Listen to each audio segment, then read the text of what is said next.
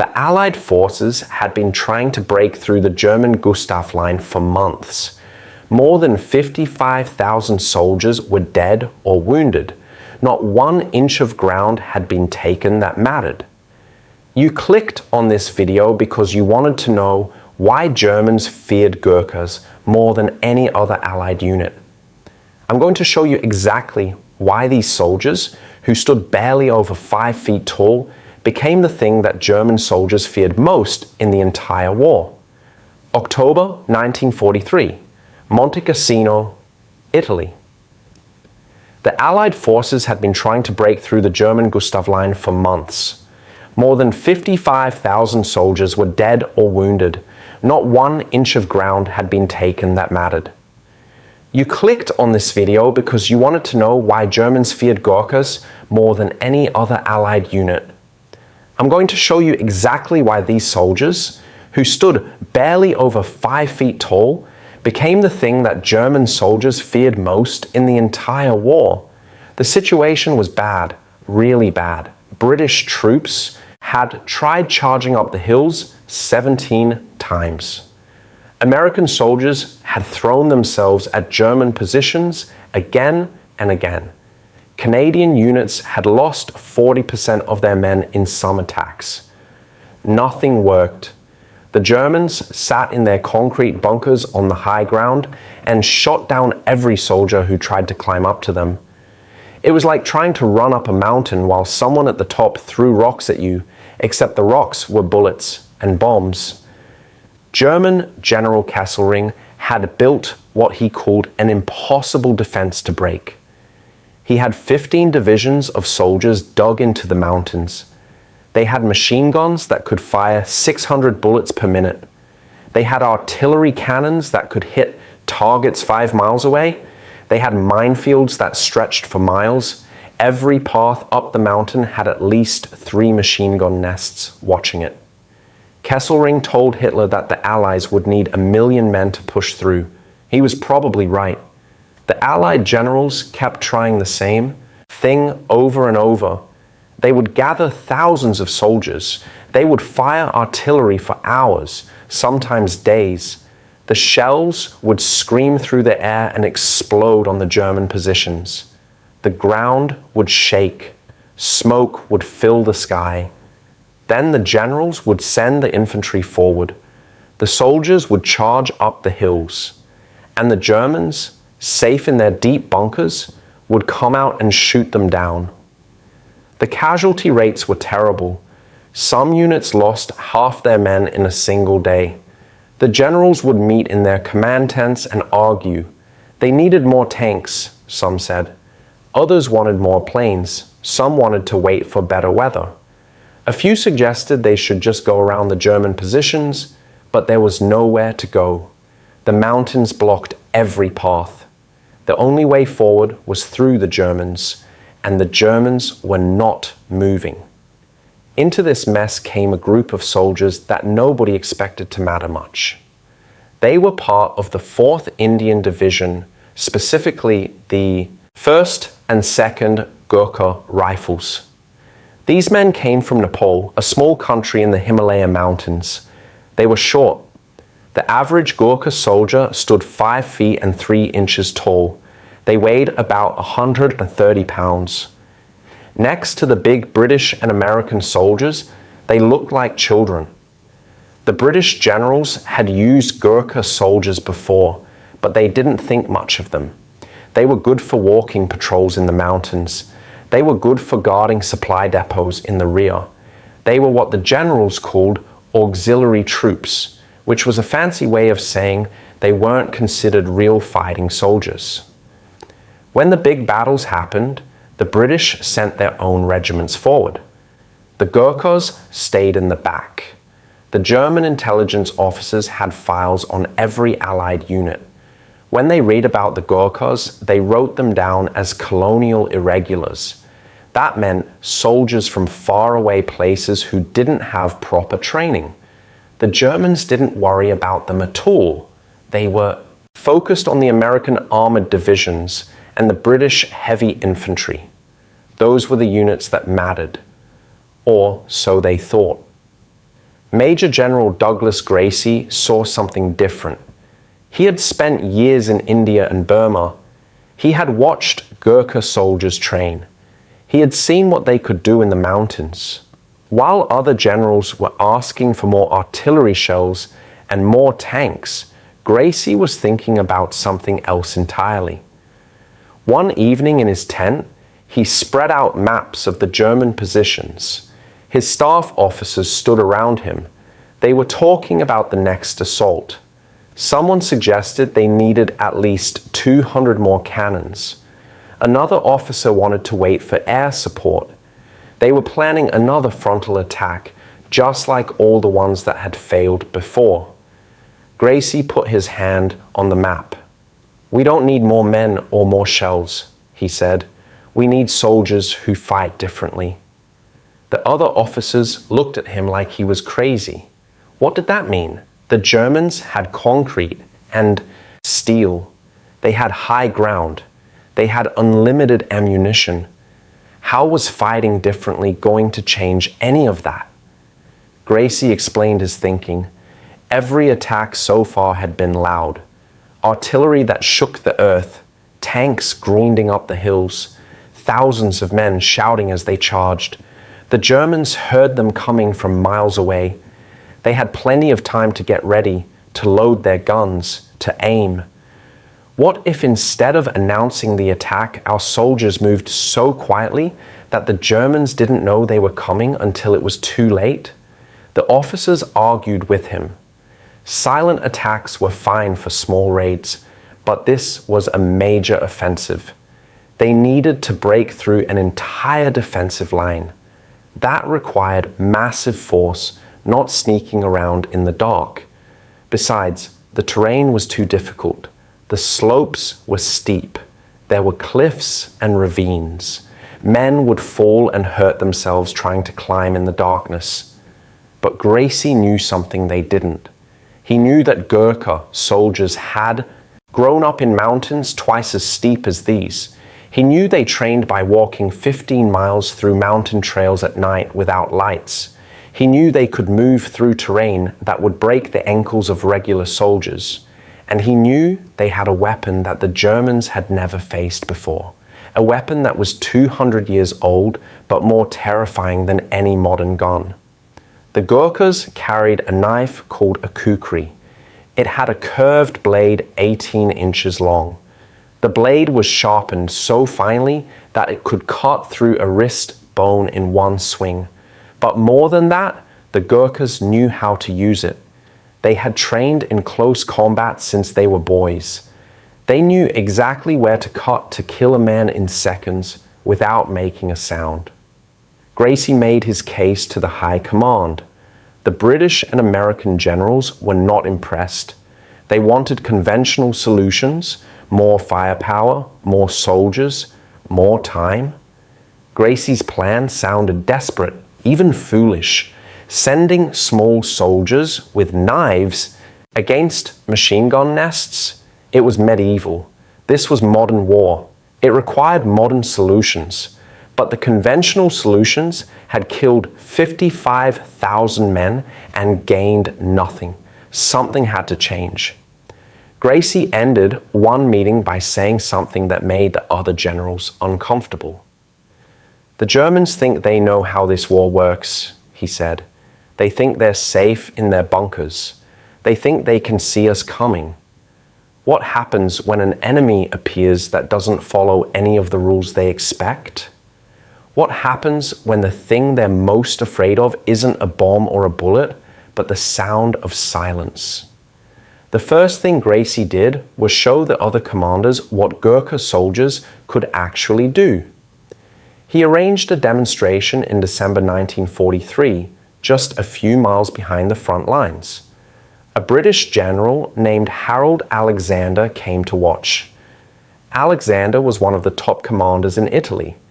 If Gracie could convince him, the plan might have a chance. The demonstration started at night. The Ghurkas set up a mock German bunker with sandbags and machine gun positions. 4 German prisoners of war volunteered to play the defenders. They were given empty rifles and told to watch for an attack. Floodlights lit up the bunker so everyone could see. 20 staff officers stood in a safe area 50 yards away with binoculars and watchers. A Gurkha team of 4 men started 200 yards away in complete darkness beyond the lights. The officers checked their watches. The test began. For 60 seconds, nothing happened. The German prisoners in the bunker looked around nervously. They saw nothing. Then one of them made a choking sound. A Ghurka had appeared right behind him without making a sound. The man didn't even know someone was there until he felt the training knife against his throat.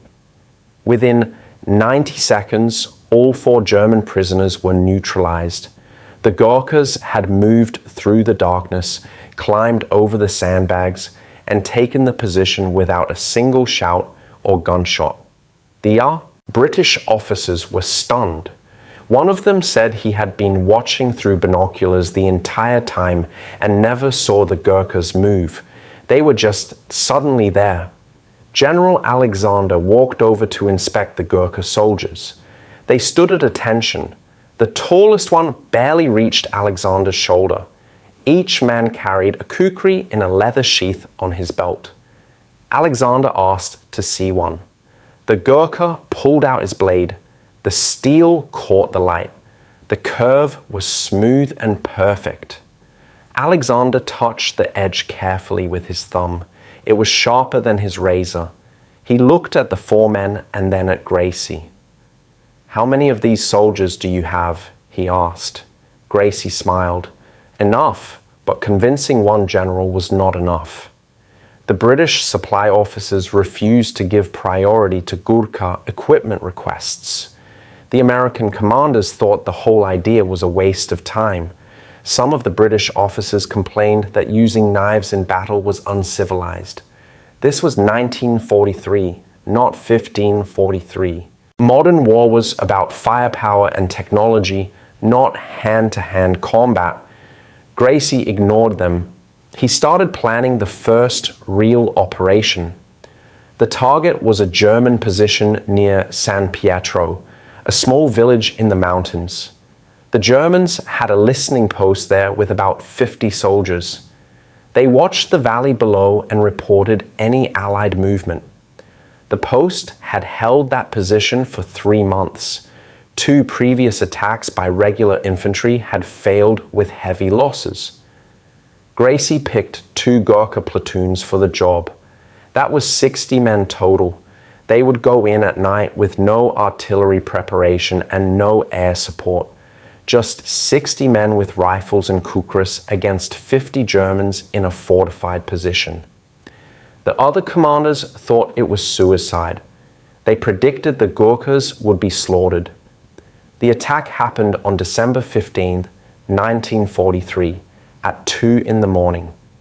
The temperature was near freezing. A light rain fell, making the rocks slippery. The Gurkhas moved up the mountain in complete silence. They wore dark uniforms with no metal that could clink or shine. They wrapped cloth around their boots to muffle their footsteps. They moved in single file, each man following the one in front by staying close enough to touch his shoulder. The climb took 3 hours. The German position was on a ridge 800 feet above the valley. The slope was 45 degrees in some places. Regular soldiers would have made noise, slipped on the wet rocks, cursed when they fell. The Gurkhas made no sound at all. They had trained for this their entire lives in mountains much higher and steeper. They reached the German position at exactly 0200 hours. The first sentry never knew what happened. A Ghurka came up behind him in the darkness. One hand covered the sentry's mouth. The kukri flashed once. The sentry dropped without making a sound. His rifle was still on his shoulder. His finger was still on the trigger. He just stopped living.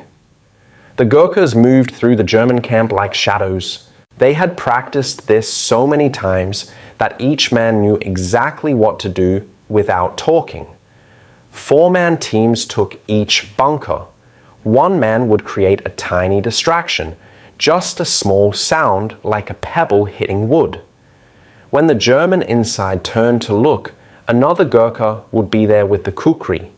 It was over in seconds. The entire fight lasted 6 hours, but there were no gunshots for the first 4 hours.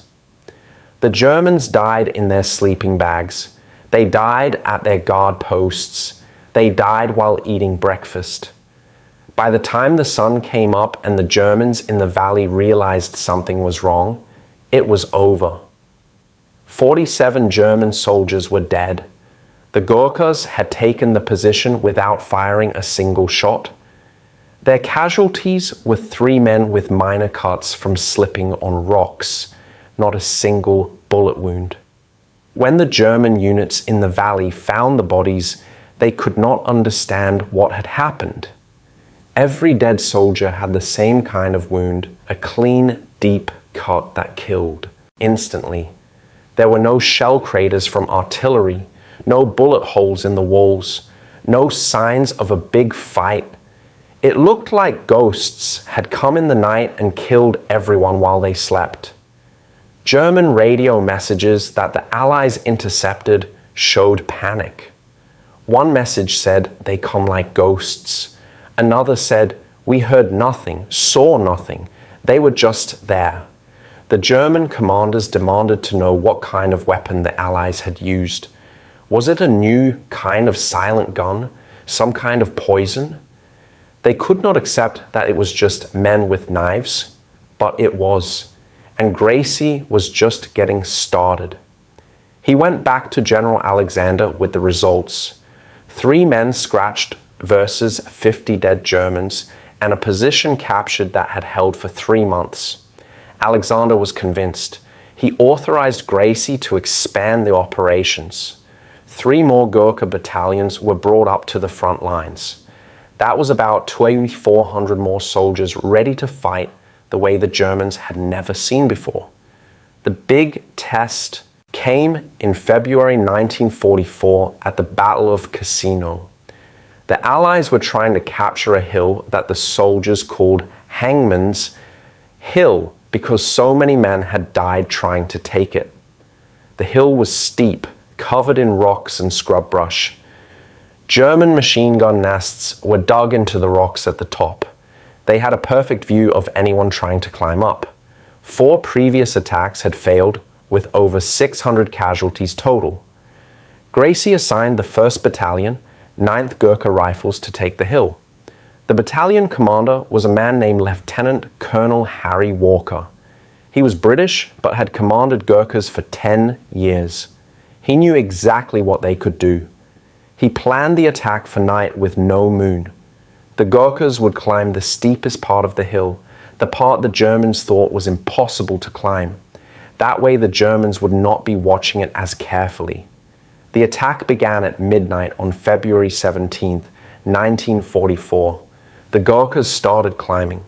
The slope was so steep in places that they had to pull themselves up using rocks and roots. A regular infantry unit would have given up. But these men had grown up in the Himalayas. This hill was like a playground to them. They climbed in total silence, not even breathing hard. It took them 4 hours to reach the first German position. The guards were awake, but they were looking down the easier slopes where they expected an attack to come from. They never thought to look up the cliff behind them. The Ghurkas came over the rocks and were among them before they could shout. The fight for Hangman's Hill lasted 6 hours total. The Ghurkas moved from bunker to bunker. They used their kukris when they could and grenades when they had to. The Germans fought hard, but they were confused and terrified. Enemy soldiers were everywhere, appearing out of the darkness, striking, disappearing. The German defenders fired their machine guns blindly into the night, hitting nothing. By dawn, the Gurkhas had cleared 12 German positions. The hill was theirs. The cost was 23 Ghurkas wounded. Not killed, wounded. The German casualties were 340 dead or wounded. A position that had held for 4 months fell in one night to a single battalion of small men with knives and courage. The numbers tell the story better than words ever could.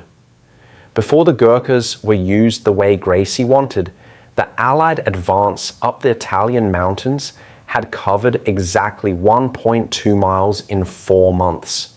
That was less than half a mile per month. Each mile cost thousands of lives.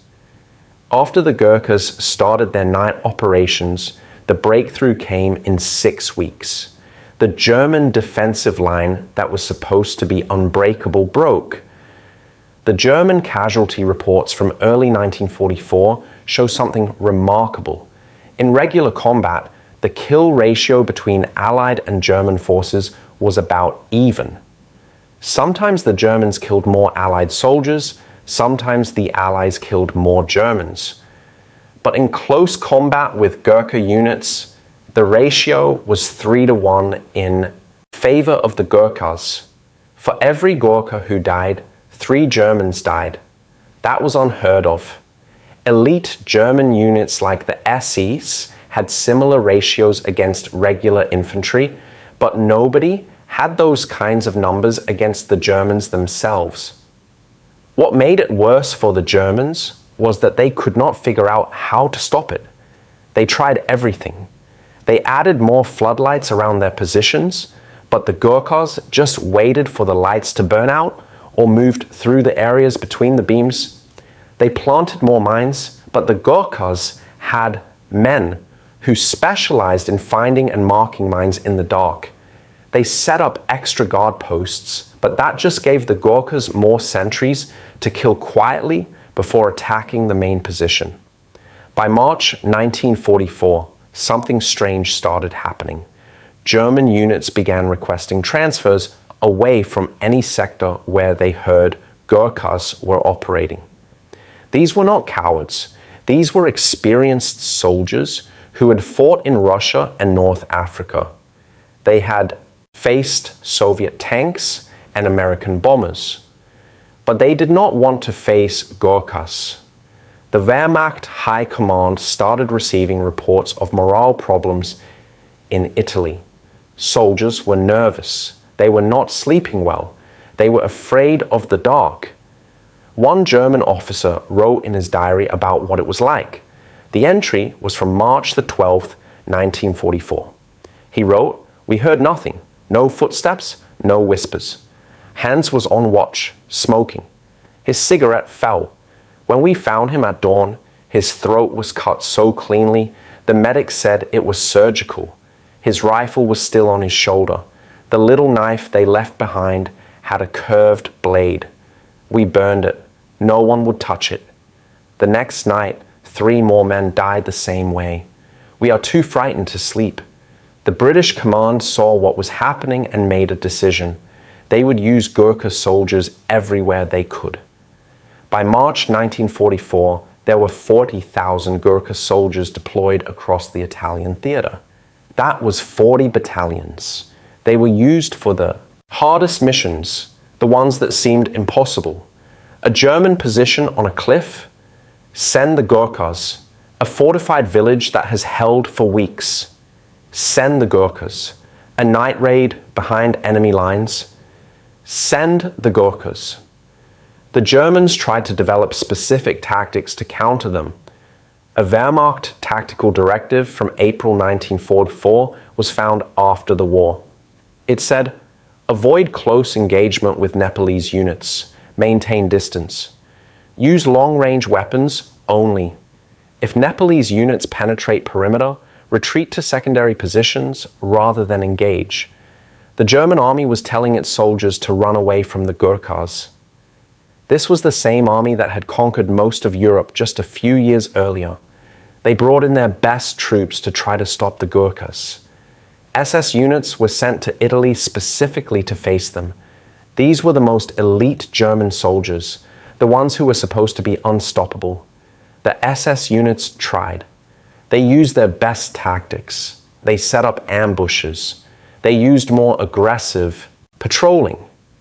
They fought harder and longer than regular Wehrmacht troops. They still lost. The Ghurkas were better at close combat. They were better in the mountains, and they were far more willing to fight hand to hand, which was where the kukri made all the difference. The psychological effect was more powerful than the physical casualties. German soldiers in Italy started to believe that the Ghurkas were something supernatural. Stories spread through the German ranks about how Ghurkas could see in the dark, how they could walk through walls, how they could kill a man just by looking at him. None of that was true, of course, but the fear was real, and fear makes soldiers less effective. A frightened soldier shoots at shadows. He wastes ammunition. He makes noise. He gives away his position. Fear spreads through a unit-like disease. One German sergeant described what it was like to defend against a Ghurka attack. This was from a post-war interview. He said, "You sit in your bunker at night. You have your rifle. You have grenades. You have your fellow soldiers next to you. You should feel safe, but you do not, because you know they are out there. You know they are coming. You just do not know when or from where. Every shadow could be one of them. Every sound could be them getting closer. And then there is no sound at all. That is when you know they are right outside.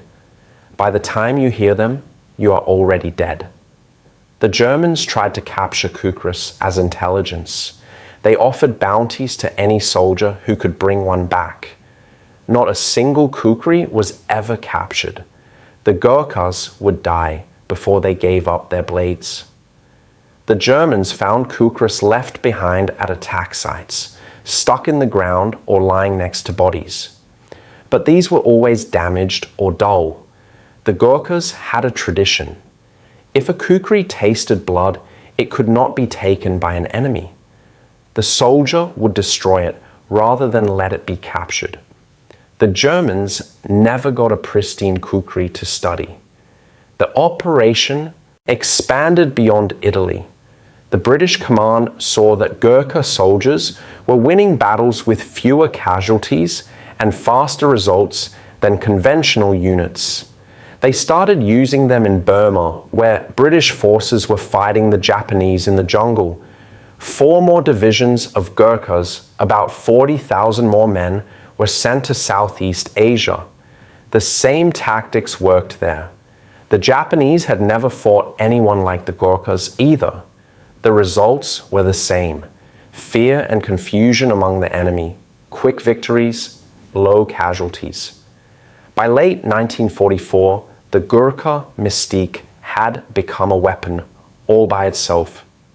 Sometimes German units would surrender when they heard that Ghurkas were in the area, even before any fighting started.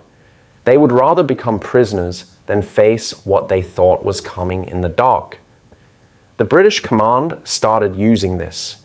They would spread rumors that Ghurkas were going to attack a certain position, then watch as the Germans abandoned it without a fight. Psychological warfare at its most effective. The scale of what the Ghurkas accomplished is hard to grasp. From 1944 to the end of the war in 1945, 250,000 Ghurka soldiers served in World War II across all theaters. They fought in North Africa, Italy, Greece, Burma, Malaya, and a dozen other places. They earned 2,934 battlefield decorations for courage and skill. 13 Ghurkas won the Victoria Cross, which is the highest medal for bravery in the British military.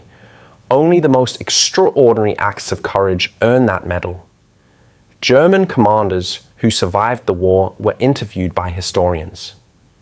89% of them, when asked about the most effective close combat force they fought against, named the Ghurkas.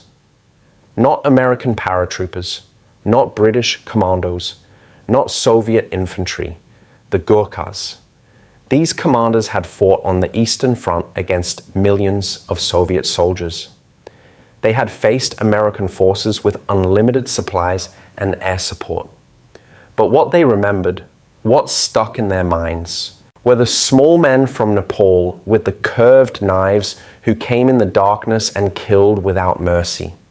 One German general, speaking 20 years after the war, was asked what he feared most during his time in Italy. He said, "The Americans had more tanks than we had bullets. The British had more artillery than we had soldiers. But the Ghurkas, they had something we could never match. They had the ability to take away our courage. A man can fight against tanks if he is brave. He can fight against artillery if he is determined. But how do you fight against fear itself? How do you fight when every night might be your last? When every shadow might hide your death? When the enemy can appear next to you without warning and end your life before you can scream? You cannot. That is what the Ghurkas did to us. They did not just kill our soldiers, they killed our willingness to fight. The dawn would break over the Italian mountains, and the German soldiers who survived the night would look at each other with hollow eyes. Another night done. Another night of waiting for death that did not come, but it would come tomorrow night or the night after. The Ghurkas were patient. They would keep coming until every German position was taken, until every bunker was cleared, until the entire defensive line collapsed, and there was nothing the Germans could do to stop it. The Gustav Line, which was supposed to hold forever, fell in weeks once the Ghurkas were fully deployed. The mountain positions that cost thousands of Allied lives were taken by hundreds of Ghurka soldiers with a fraction of the casualties. The war in Italy turned not because of massive tanks or heavy bombers, but because of small men who knew how to fight in the dark and were not afraid of anything. The war ended in 1945. The guns went silent. The soldiers went home. But the story of the Ghurkas did not end. In fact, it was just beginning. What happened in the mountains of Italy changed how armies thought about war. It changed how soldiers trained, and it changed the lives of the Ghurkas themselves. Before World War II, the Ghurkas were treated as second-class soldiers. They were paid less than British soldiers. They got fewer benefits. They were not allowed to advance to high ranks. The British Army saw them as useful but not equal. That started to change after the war. Too many British commanders had seen what Ghurkas could do. Too many battles had been won because of them. It became impossible to keep treating them as lesser soldiers. In 1947, when India became independent, Britain had to decide what to do about the Ghurka regiments. Many Indian army units stayed with India, but the Ghurkas were different. They came from Nepal, not India. After negotiations, it was decided that some Ghurka regiments would stay with the British Army. By 1948, Ghurkas serving in British units got the same pay and benefits as British soldiers. It took a world war to make it happen, but finally they were recognized as equals. The Ghurka regiments became permanent parts of the British military. They were no longer auxiliary troops. They were elite units that commanders asked for by name. When Britain needed soldiers for difficult missions, Ghurkas were the first choice. They served in Malaya in the 1950s, fighting communist insurgents in the jungle. They served in Borneo in the 1960s. They served in the Falklands War in 1982. Every time, they proved that what happened in World War II was not luck. It was skill and courage that could be counted on again and again. The kukri became famous worldwide. Before the war, most people outside of Asia had never heard of it. After the war, it was known everywhere. Soldiers from other countries wanted to learn how to use it. Military museums put kukris on display. The curved blade became a symbol of the Ghurkas and everything they represented: quiet strength, deadly skill, and unbreakable courage. But the bigger change was in how armies thought about combat. Before the Ghurkas showed what was possible, most military leaders believed that modern war was all about technology and firepower. Bigger guns, more tanks, heavier bombs. The side with the most stuff would win. The Ghurkas proved that was not always true. They showed that skill and psychology could beat technology. A man who knew what he was doing with a knife could defeat a man with a machine gun if he was smart enough and brave enough. This lesson changed military training around the world. NATO started teaching silent infiltration tactics in 1952, based directly on what the Ghurkas had done. The United States Army Rangers began including Ghurka knife fighting techniques in their training program in the 1960s. The British SAS and Royal Marines studied Ghurka methods and incorporated them into their own special operations training. The idea of psychological dominance through reputation became part of formal military thinking. Armies realized that making the enemy afraid was just as important as killing the enemy. The man who made it all possible, Major General Douglas Gracie, received a knighthood in 1946. He became Sir Douglas Gracie, but he did not rest on his success. He spent the rest of his life fighting for Ghurka rights and fair treatment. He wrote letters to Parliament demanding better pensions for Ghurka veterans. He gave speeches about how these soldiers had saved British lives and deserved recognition. When he died in 1964, more than 2,000 Ghurka veterans came to his funeral in London. They stood in their old uniforms, many of them with their Ghurkas on their belts, and saluted as his coffin went by. The British government sent representatives. The King of Nepal sent a message of condolence. Gracie had not just been a general, he had been a champion for soldiers who had no other champion. The legacy of what the Ghurkas did in World War II continues today. Right now, in Tui Aniyuntini 4, Ghurka regiments still serve in the British Army. They have fought in Afghanistan and Iraq. They have served in the Balkans and in peacekeeping missions around the world. They remain the only foreign nationals allowed to serve in the British military, a special privilege granted because of their history and their proven loyalty and skill. Modern special forces units from many countries study Ghurka tactics. The idea of using asymmetric warfare, fighting in ways the enemy does not expect, comes directly from what the Ghurkas did in 1943 and 1944.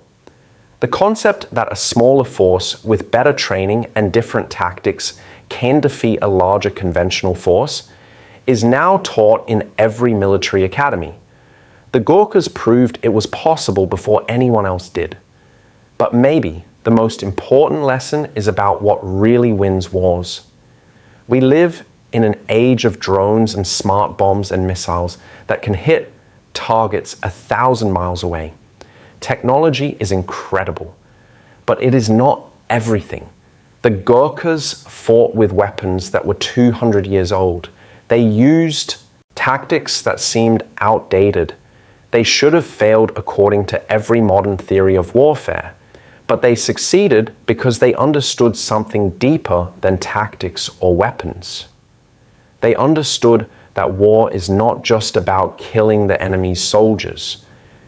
It is about breaking the enemy's will to fight. A soldier who is afraid makes mistakes. A soldier who expects to die loses the desire to fight hard. The Ghurkas did not just attack German positions, they attacked German confidence. They made the Germans afraid of the dark. They made every night a terror.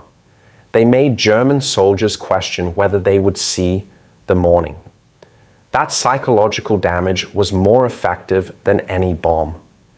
The Germans did not fear the Ghurkas because of their knives, although the Ghurkas were deadly. They feared them because the Ghurkas changed the rules of the battle. The Germans thought they knew how the war worked. Artillery, then tanks, then infantry. Loud, predictable, something they could prepare for. The Ghurkas came silently. They came from directions that should have been impossible. They killed without warning. They left no survivors to report what happened. They were like a force of nature that could not be predicted or stopped. And that fear spread. It went from unit to unit. Soldiers would tell each other stories about what happened to the men in the next trench over. How they were found in the morning with their throats cut. How they never had a chance to fight back. How the Ghurkas left their curved knives stuck in the ground as a message. The fear became bigger than the actual threat. German soldiers would hear a noise at night and think it was Ghurkas even when it was just the wind. They would shoot at shadows and give away their positions. They would abandon posts that were still defensible because they were too scared to stay. The Ghurkas won battles before they even arrived just because the enemy knew they were coming. This is the ultimate lesson from the story of the Ghurkas in World War II. The mind is the ultimate battlefield. Master that and you master everything else. You do not need the biggest gun if you can make the enemy too afraid to shoot. You do not need the most soldiers if you can make the enemy believe you are everywhere at once. You do not need advanced technology if you can use ancient skills in ways the enemy does not expect.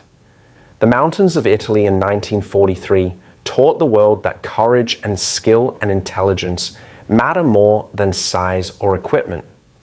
A 130-pound man with a knife and the right training was more dangerous than a tank in the right circumstances. The Ghurkas proved that the best weapon is not the one that kills the most people. It is the one that takes away the enemy's will to fight, because once that is gone, the battle is already over.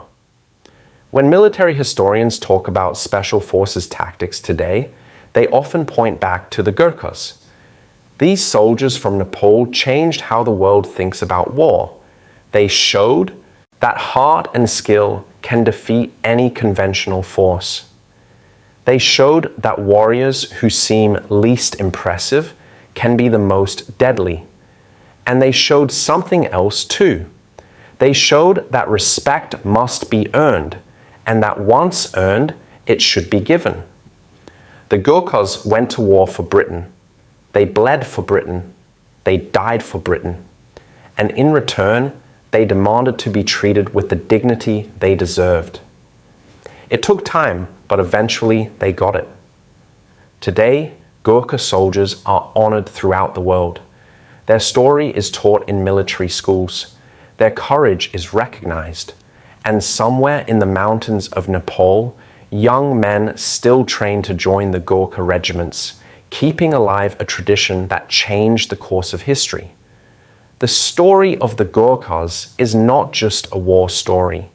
It is a story about human potential, about what people can do when they refuse to accept limits, about how the things that make you seem weak, like being small or coming from a poor country or using old weapons, can become strengths if you know how to use them.